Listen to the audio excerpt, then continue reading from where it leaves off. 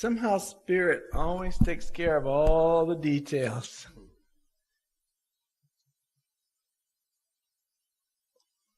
We had a huge celebration on Wednesday. And I knew the energy had shifted. I knew it had changed. And usually doesn't matter what songs I choose. Jack's going to decide what we sing. Which is a good switch from what was happening before, which you had no choice. But we're on an incredible roll of synchronicity and miracle-mindedness, because if I say, Jack, I was thinking about this song, he'll say, I was too. Or if I say, we have a guest musician that date, he says, that's great, I'm in Florida. It just keeps working out so easily. You know, we always say with grace and ease. And when it really happens, I'm surprised because I don't often operate with grace and ease and patience and kindness and caring and acceptance. Except when I begin to practice it on a daily basis, it starts to happen. Wow, what a miracle. The Fillmores and Eric Butterworth, all the Unity teachers, especially Eric Butterworth, says there are no miracles. It says if you practice the thought in your mind, it's going to happen. It's cause and effect. And this is the power of your mind and the power of intention and the power of affirmation. You may affirm a lot of things that you don't need, you don't want. You think you need and you want. They're going to bring you more misery and pain. And you wonder, why isn't that happening? Wasn't your soul contract, right, Wes? It wasn't what was best, the highest and the best for your soul's purpose here and now. When I relax all of my intense desires and striving for what I think I want, I can receive the blessings that the Spirit is pouring out upon me each and every moment of every day. It's an amazing adventure, because sometimes I know that's exactly what I wanted. Wow, it happened exactly the way I wanted it. But most of the time, it's happening in a synchronicity that I couldn't possibly imagine, because it includes everyone. It has to include my neighbor. And this is God's masterpiece. This is how the whole picture comes together for each and every one of us. Because it's not just my individual needs, my individual desires, my individual vision. It has to include everyone. And when it does, wow, what an adventure. How things come together and how beautiful life is once again. Life was meant to be beautiful because you are God's masterpiece. How we view ourselves is the most important aspect of expressing fully our divine potential here, isn't it, on earth? Remember a couple of weeks ago, I put up the quote from Henry David Thoreau. It said, the world is but a canvas to our imagination. What are we imagining? Are we seeing all the disaster and destruction in the world? Are we seeing the solution? Are we seeing all the beautiful response of the caring heart that's within each of you? And are we acting upon that? I know that most of you are. Many of you are. And the ones who don't feel you are, you are. You're doing it to the best of your ability and at the point of consciousness where you are at that moment. Lily and I always use that as an affirmation whenever we've felt hurt, slighted, a past hurt comes up, something that seems unhealed in us, and it's connected to a person, usually your family members, or some other person in your life that you felt hurt you, and we keep envisioning, we sit down and we do a meditation, and we say, thank you. We know that you were operating at the level of consciousness that you had in that moment, and you did absolutely the best you can. And everything that happened in my life has brought me to this moment. If one thing had been different, I wouldn't be standing here today wearing this jacket and this blue shirt and with this microphone and these crazy looking glasses. Everything had to happen exactly the way it happened for you to be here today.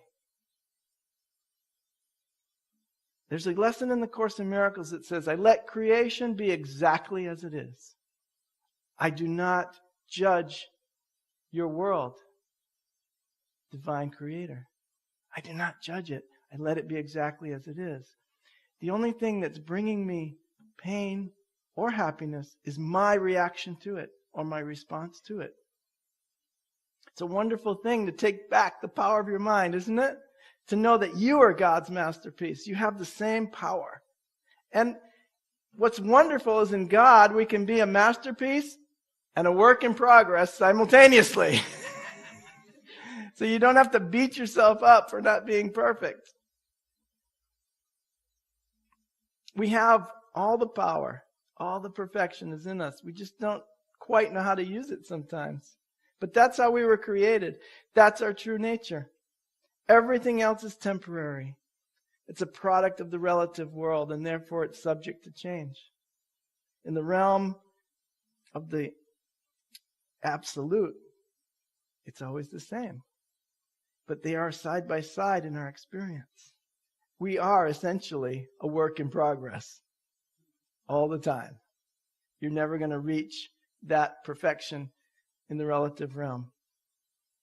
But we are called to find the perfect expression of God that exists within us. That unique expression that's just you, that's what you're called to find and express here.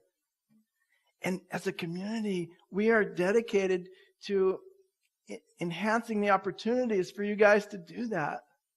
To be that unique expression of God, of the divine. And to see the divine in everyone, no matter where their position in life seems to land at this moment. Being a work in progress does not change your perfect state. And that's important because the God within is always there. It's always calling us to remember and to be happy.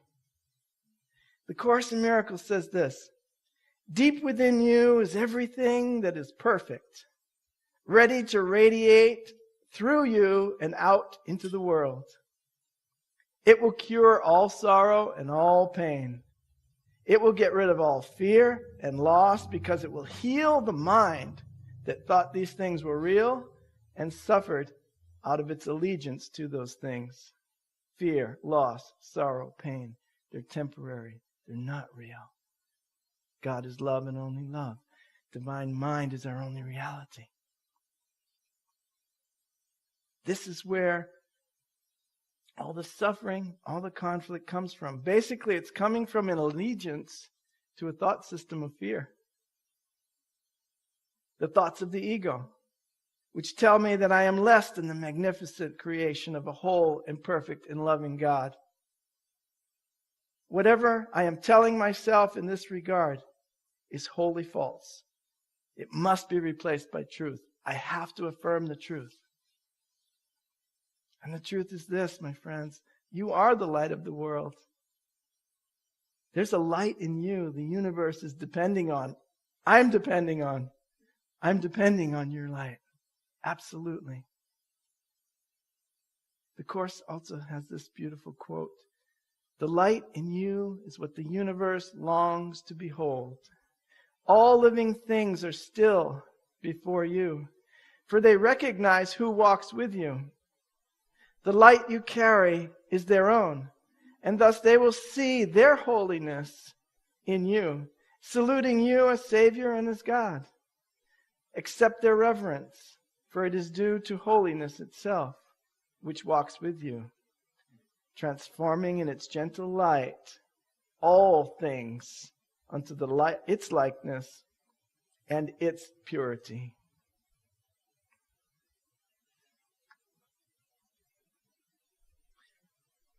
That's when you can feel the energy of truth taking effect in your mind. You can feel that vibration. That's an experience. You can feel all things together and one. Why can't we see ourselves this way all the time? Many of us have trouble seeing the light in ourselves, even a small part of the time. And still others will deny that that light is there at all. The masterpiece that we are is hidden from our awareness because we're not looking at it. We just can't see what's right there in front of us, within us all the time, because we're using the wrong eyes. In Luke 17, Jesus was being questioned. And they said, how are we going to know when the kingdom of heaven has come? And he's trying to explain to them that it's all around you. The kingdom of heaven is with you now. It's where we are always. We never left heaven. And he says to them something really scientific and beautiful. He says, the kingdom of heaven does not come through observation. You can't observe it through these eyes. You can get a reflection of heaven here, but you can't find it over there. You will look over here and you won't find it. You will look over there and you won't find it. Why? The kingdom of heaven is within you. So he squarely placed the kingdom where it is, within you. You are God's masterpiece. You are carrying the kingdom with you at all times. And it's a work in progress. I can imagine when the guy who painted the Sistine Chapel, Leonardo? No, Picasso. What's his name? Oh, yeah, that guy. Picasso's cousin. Oh, I thought he ran the pizza joint down the road. Wareham, Michelangelo. Yeah, Angelo's Pizza. I thought for sure it was one of those other guys.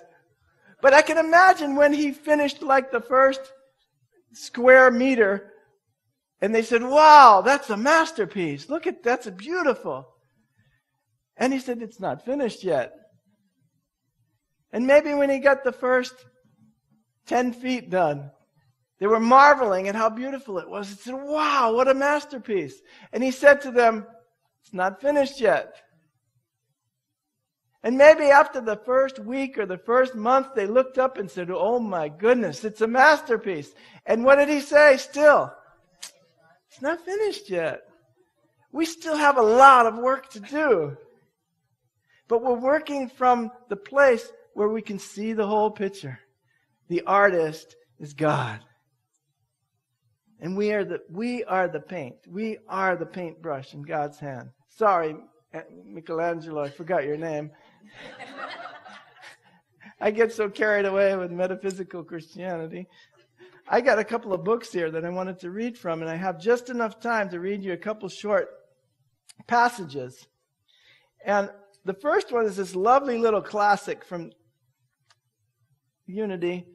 It's from Imelda Shanklin. It's called What Are You? What a great little book. And it was written a long time ago. This is probably the original copy.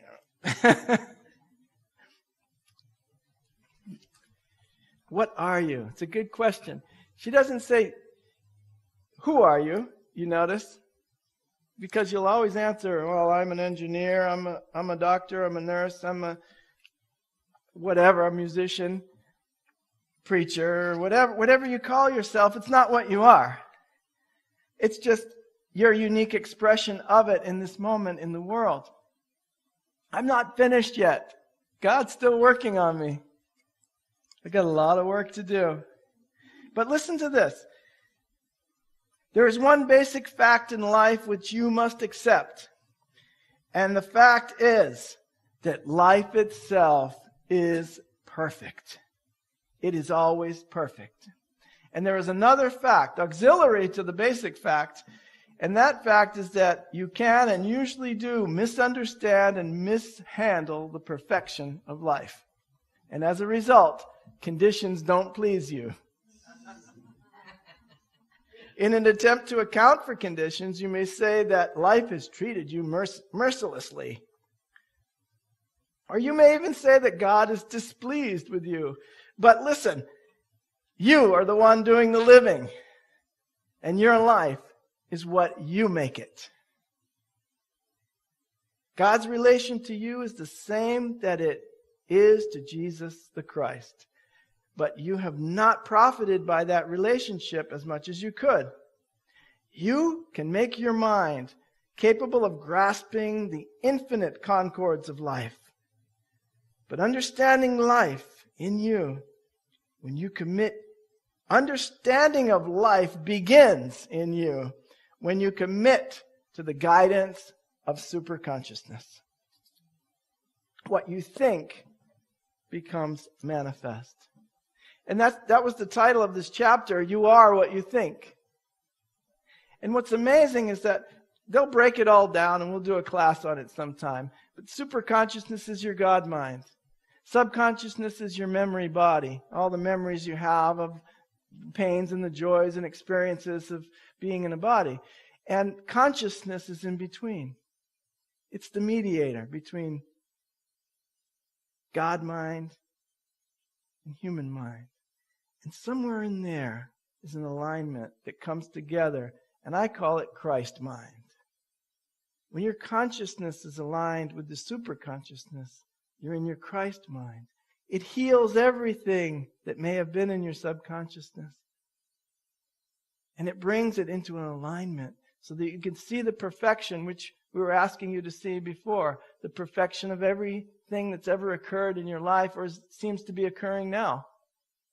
There's a perfection there. Life is perfect. That's the fact that Ms. Shanklin was attempting to impress upon us. There's another little book I was drawn to this week. We went through 15 boxes of books that were left here. These were the two that really jumped out at me. And this is Eric Butterworth, and it's Celebrate Yourself. Celebrate yourself. Let's celebrate who we really are. We need to expand our thought of God. This is a chapter called The Truth About Direct Knowing. We need to expand our thought of God to a real awareness of omnipresence. To know the whole Spirit is present in its entirety at every point in space and time. There is no distance between God and humankind. There is nowhere to go to get the guidance. We are in it all the time. I love that. There is not really 1,000 things to learn in life, says Eric. There is only one thing to learn, to know the knower within, and to acknowledge him in all our ways. And this is to understand the superconscious level of mind. So it's placed squarely where it needs to be. The kingdom of heaven is within you. And it's up to you to bring it forth and make it manifest. God is not separate from you. God is expressing itself in you, through you, and as you all the time. And the eternal divine spirit of that living God is what you are. And in the demonstration of this, you will finally discover that you are God's masterpiece. Thank you. I love you.